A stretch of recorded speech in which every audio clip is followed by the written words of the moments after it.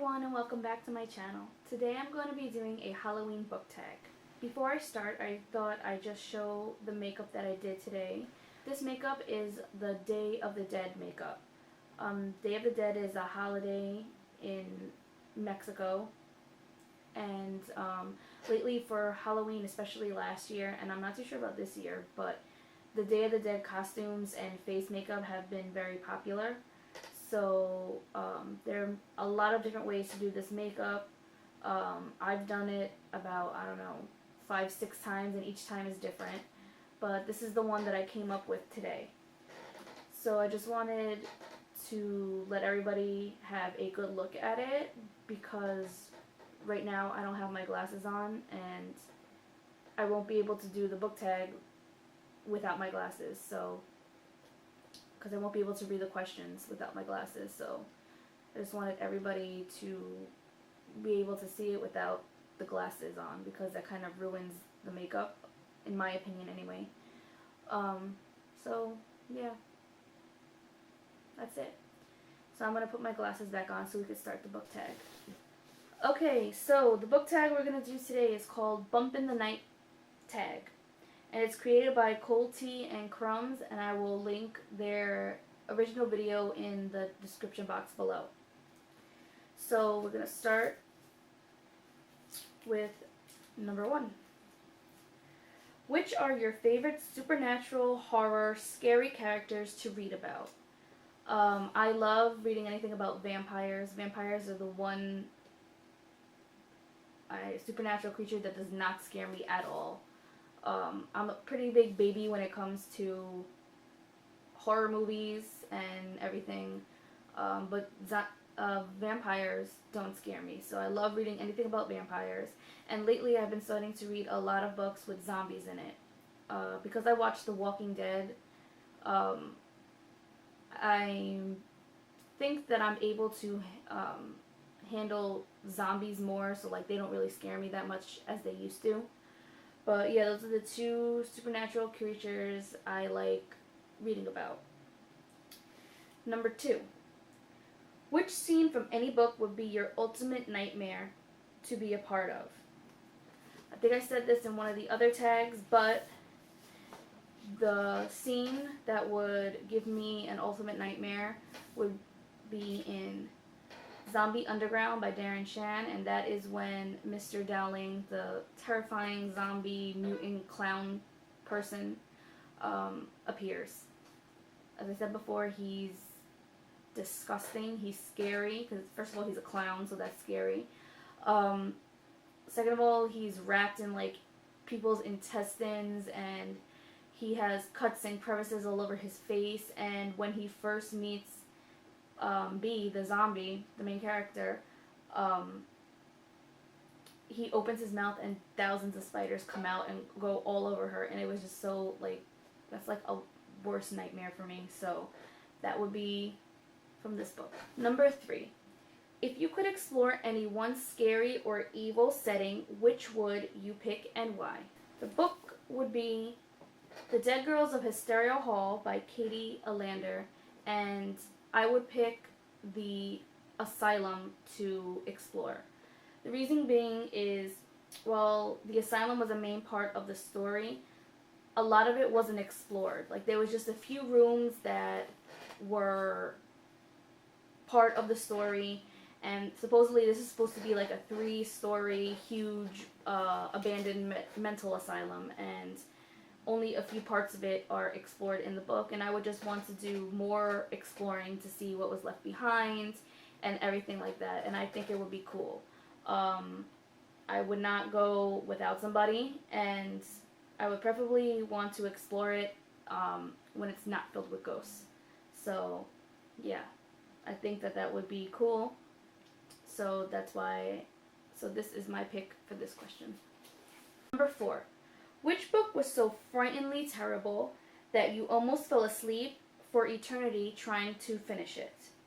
I don't actually own the book because it was from the library, and I didn't actually finish it because it was very boring.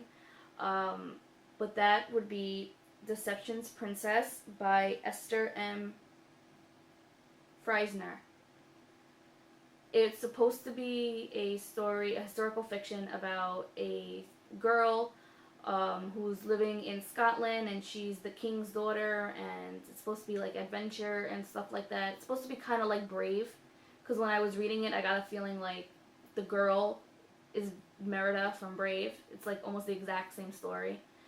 But it was just so boring. Like nothing really happened in it. And I read like halfway and then I skimmed the rest of it and I just couldn't finish it. I wanted to finish it. I wanted to like it, but I just couldn't. So I stopped reading it and returned it to the library, and I returned the sequel also because I had also taken that out too. So that one was very boring. Number 5. Name one book you wish you could pull certain pages out of and swap for others to make it better. This is a book I recently just read, and that would be Say Her Name by James Dawson. And this book is about Bloody Mary. The only reason I would say, like, I like this book, it was good, but compared to the other Mary books that I read, this one wasn't as good. First of all, for me, Mary was creepy, but she wasn't terrifying like the other book.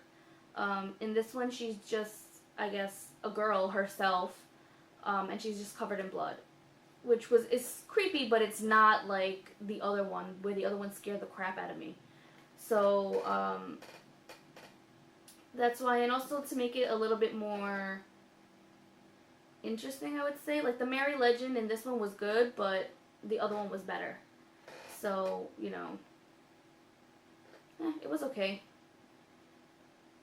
So that's why, and this one was just right off the top of my head because as I was looking at these questions, I couldn't think for the life of me of a book that I would change. Which I'm pretty sure that there's a lot that I would change in other books, but I just can't remember right now, so I just grabbed this one. So, number 6. If you could turn any bad or evil character into a good character, who would you pick and why?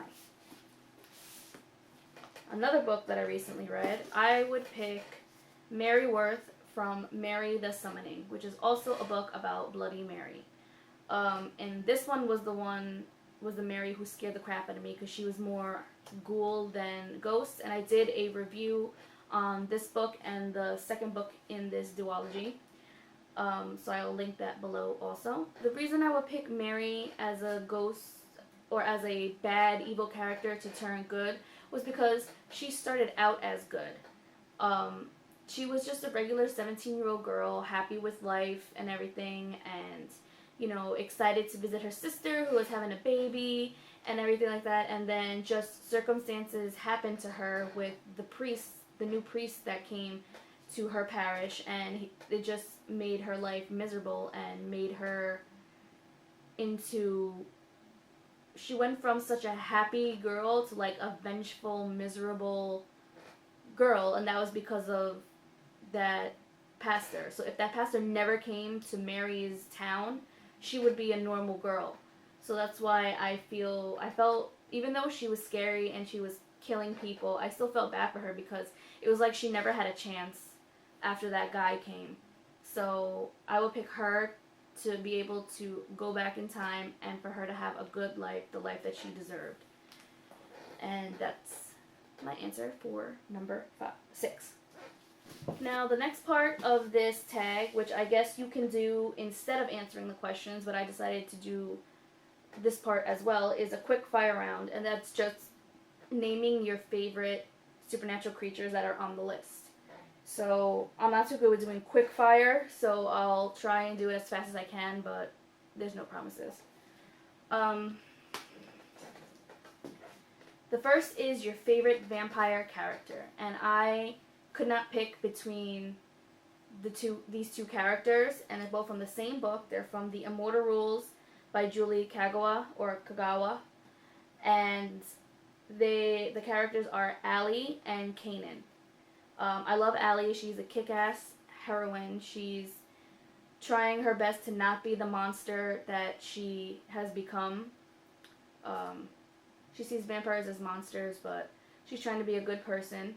And Kanan is the one who turned her into a vampire and her mentor, and he's kind of like her father, a father figure to her. and he trains her to be kick-ass, and I love him also. So I can't pick between those two, but they're both from this book.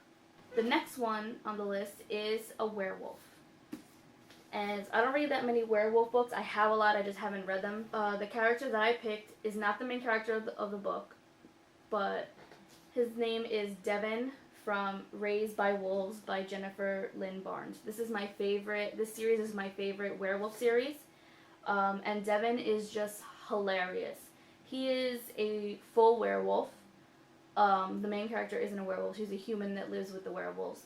But he's a full werewolf, and he's her best friend, and he is just funny. He's the comic relief. He makes funny jokes, and he's sarcastic. And I just really like him a lot. Like, he was the character that I gravitated towards in this series. So, yes, that is Devin from Raised by Wolves. Next on the list is Witch, which is another kind of paranormal genre that I don't read that much, but I do have a lot of witch books. I just haven't gotten around to reading them yet. And the character is Jared from Unspoken by Sarah Rees Brennan.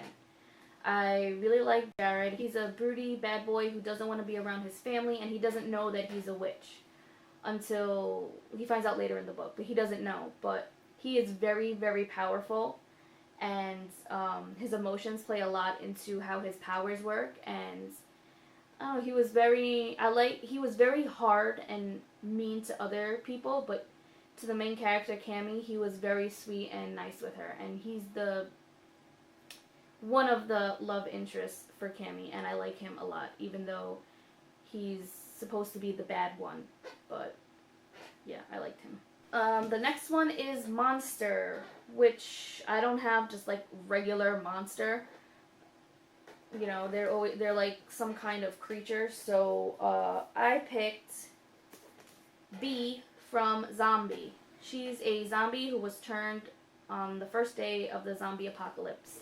Bee reanimated, where she still had all her human consciousness, so she knows right from wrong, she could talk, and she's like the hero of the series.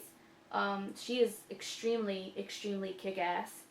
She's funny, she's snarky, she's sarcastic, and she does make me laugh also. So, you know, I hated her in this first book. Like, I hated her so much, but then as the series went on, she got a lot better, and now I love her as a character. Next is Ghost, and I picked Anna from Anna Dressed in Blood. This is a powerful ghost. She kills people. She doesn't let anybody inside her house. If they come inside her house, she kills them. She goes into this mode, like, she's just like a normal ghost, but then she goes into like this crazy mode, this freak out mode, where she becomes all powerful and veiny and everything. But when she's not in that mode, she's sweet to the main character, who is, one second, Cass. And she's also very brave, and she's self-sacrificing because she saves Cass in the end. She's very brave to take on ghosts that are stronger than her. So that's why I picked her. She's awesome. And the last one is serial killer / murderer. So I picked Saren from The Eternity Cure by Julie Kagawa. This character, Saren, is a vampire, and he is completely evil. He's evil, he's strong, he's manipulative, he's very intelligent, and he kills whoever. He just doesn't care. He's very smart, he knows how to make his victim suffer, but he also knows how to make the people who love the victim suffer also. So he is just one evil, bad guy, and it's like he survives everything. Like, it's things that you would think would kill any other vampire, he survives them, and he's just so evil, and I hated him in the series, but I love him as an evil character. So, and he is a mass murderer, so he basically fits for a serial killer and murderer. So that was the Bump in the Night book tag, and I hope you guys enjoyed the video, and I will see you next time with another Halloween tag and another makeup look. So have a good night. Bye.